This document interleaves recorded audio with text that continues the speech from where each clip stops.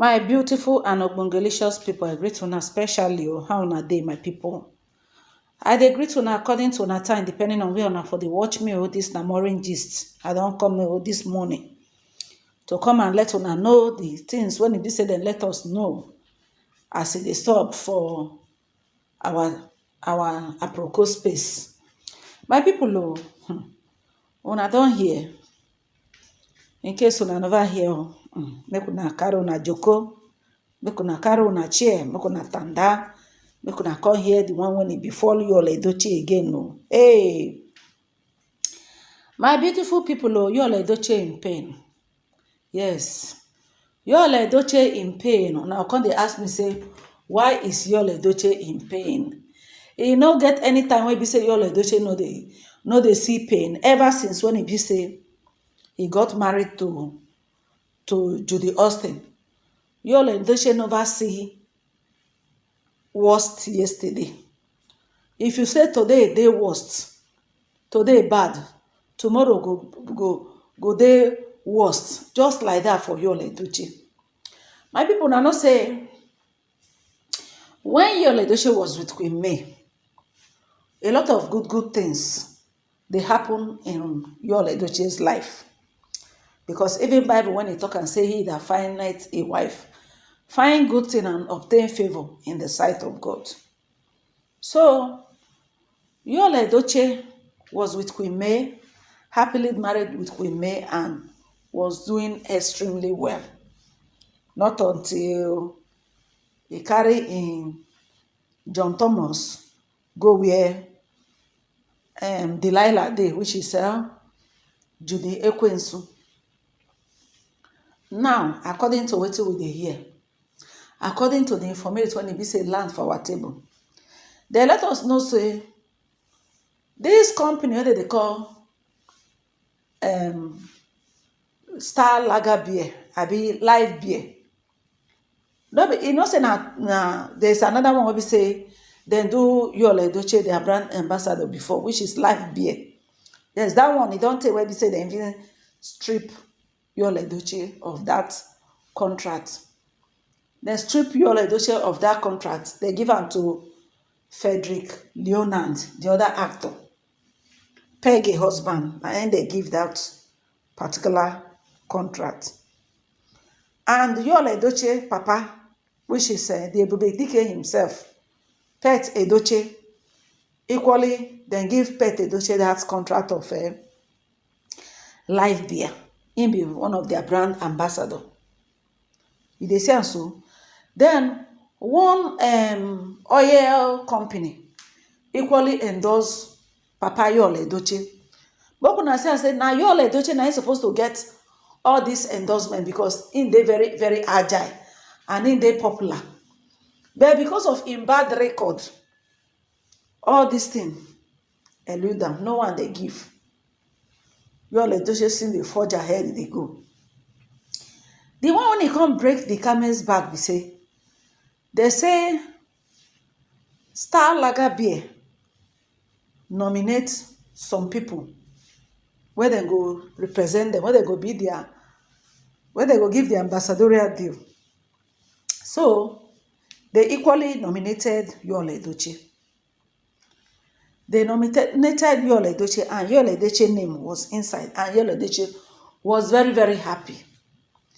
The excitement when he say they Yul Edochie face with Judy face cannot be emphasized, because Yul was so happy. Say after a long period of time when he be like say the world they hit tube and tire for his head, say nothing is moving. God don't finally remember him for Star Lager Beer to add them to that list of people, or that list of actors that will be say they want to give, make them be their ambassador. So now they don't give other actors.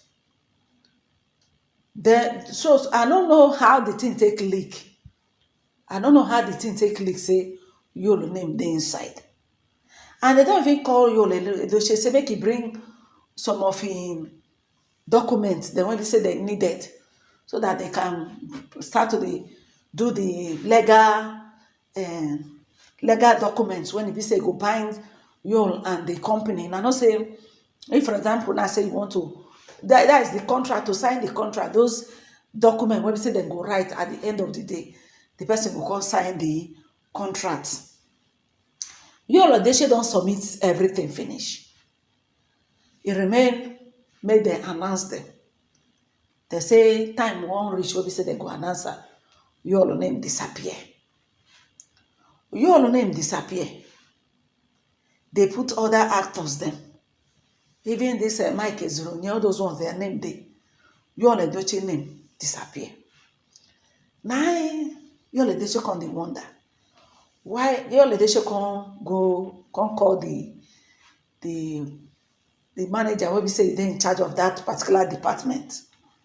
Say what is going on? Say other people don't get their contract agreements. Wetin make am up till now e never get it own. Now the manager come break the bad news to Yul Edochie. Say they are very, very sorry that they have a report. The report, I know say after my just tell una how this thing work. If for example now say a company, reputable company, want to sign you to be one of their ambassadorial person, what they do check, they do their findings, they do what is called security check about that person. They get behavioral check, how the person they relate with him fans, within good record. They want to, because no company want to reckon with somebody when we say get questionable character. So according to reports, when they were doing all this check, a lot of people give Yul Edochie a very, very negative remark. They rate am very, very low. They said all sort of things. They even went as far as bringing out facts, videos, picture of how Yul Edochie, they go for social media after in son by he was dancing 2 weeks after the song. They even brought out a lot of, not be Queen May not send anybody this one, but they said Yul Edochie is an irresponsible man when he say he no fit pay children school fees. He run comot for house go follow Judy. He disrespect him wife. Many remark wey be say they write concerning Yul Edochie. My people, they say if you see remark, if you see things wey be say they write about Yul Edochie, the negative thing full basket remain. That is the ear of the company block. When they saw the rate and the review, when they review Yul Edochie, no company, no reasonable company, when it be say he go sign Yul Edochie for that this thing. Yul Edochie has a lot of work to do about his reputation. If na room, Yul Edochie, they don't completely ruin in reputation. They know they rate Yul Edochie reach anything again. When Yul Edochie was with Queen May, when I know the rank, the level where we say they put Yul Edochie, you know the level where Yul Edochie they operate. Yul Edochie is one of the top actors. When it be say, before you go say Jack Robinson, they don't call Yul Edochie. So now they cannot even rate Yul Edochie in any, even upcoming artists. They don't get role, they get value past Yul Edochie.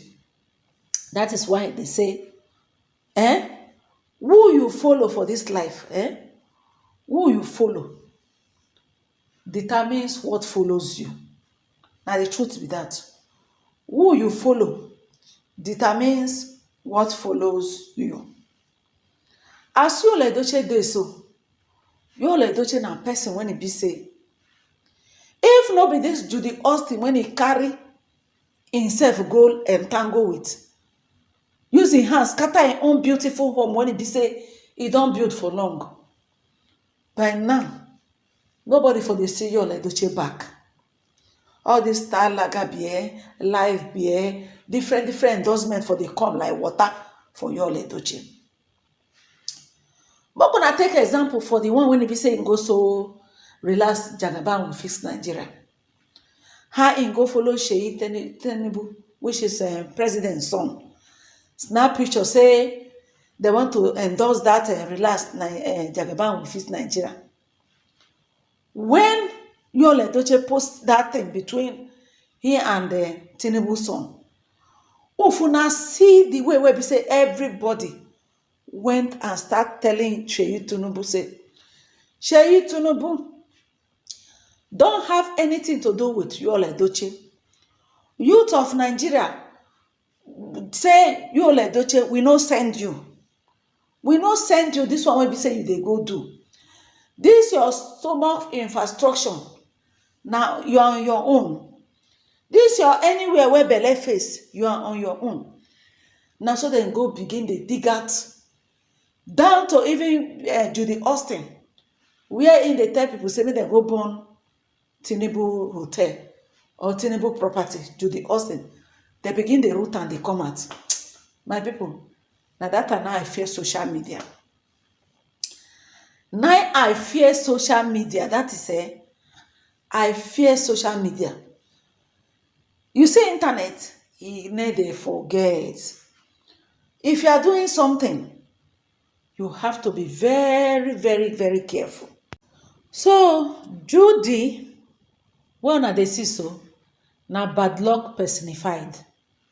The kind bad luck when we say Judy carry give Yul Edochie, we don't know how many years that thing go fit clean.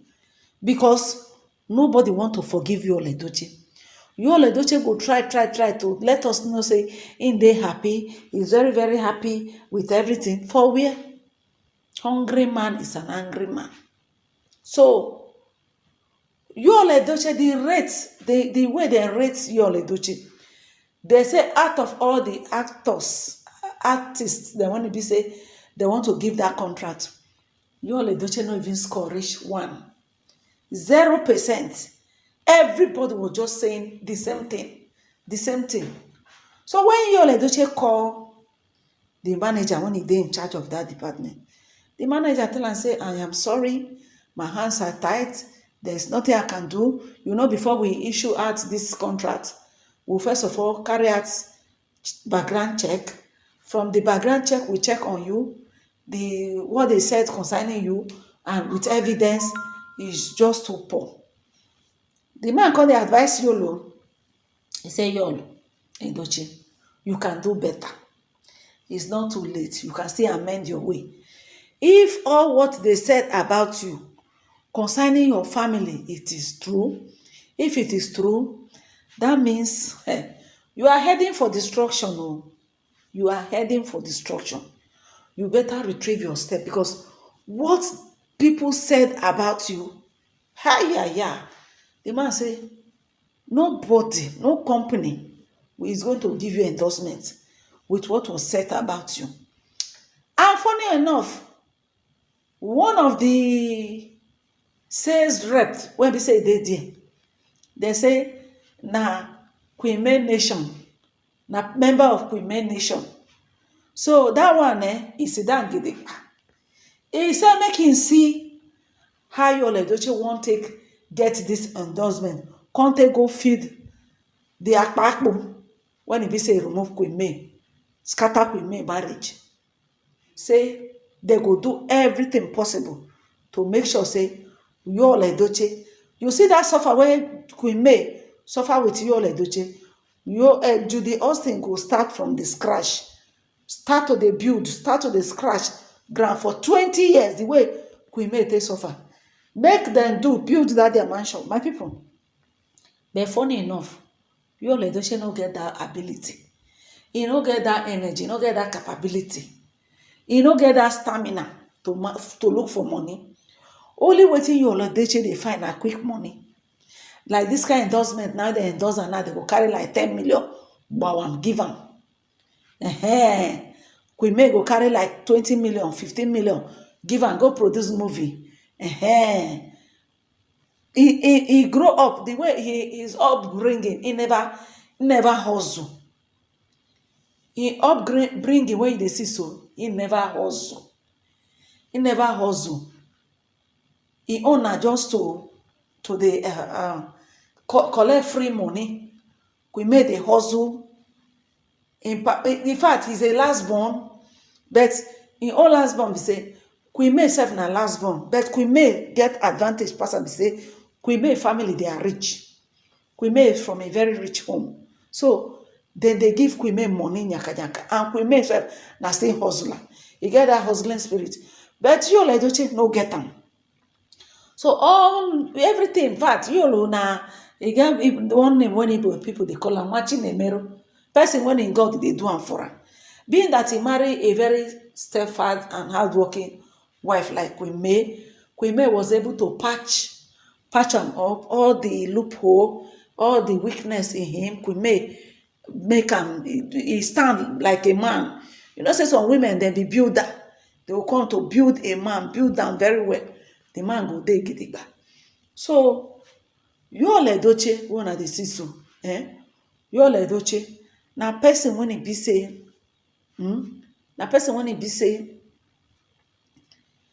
he dey collect free money, everything free. He won contest election. Queen May's sister bring a whole 480 million buam to am. You know that kind of thing. Some people when they want to do that thing, they go borrow money for bank. They go do. But this one, he was getting everything at a platter of gold, and he was spending this money on Judy, and Judy was thinking that Yul Edochie na very rich man. Yul Edochie to get nah. The thing don't go gide. It has done on her that so all this while where we say they do Yul Edochie, and I know say Yul Edochie get pride. They say he get pride. No be say they say they see the way Yul Edochie they behave. Pride. Yul Edochie go carry money like this, spend down here and Judy. They will go enjoy themselves. If Yul Edochie they visit more Galo family, hey, that is why you they see Judy Austin mama and him papa, they no send, they no give an F whether Yul Edochie marry or he no marry.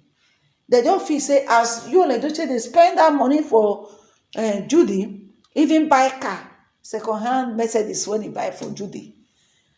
As they spend this money for Judy, all Mama Judy, the family of Judy, Mogalo family, they were thinking that Yul Edochie gets money. That is now they don't say so all this money where we say Yul Edochie they form say get now Queen May now be the backbone.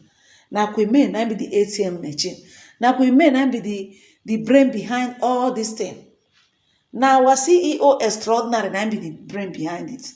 Now it has done on Yul Edochie.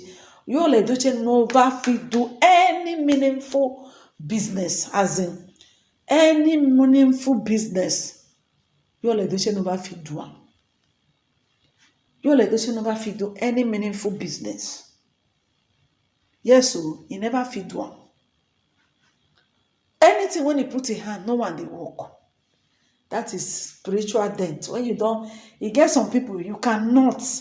You can do some kind of people something, you get away with it. There are some people that spirit when they follow them, if he haunt you, you go know. So Yul Edochie na the type when he be say, na the type when he be say, he look finish. Yul Edochie look finish. If he say yes, I be the man, he can afford to do anything. He no sit down, reason am. In a sense, so body they cash and proud polygamy. Can you come out now, come talk, say he be proud polygamy? He's a failed polygamist because polygamy, where people they do, they know they do with their wife money.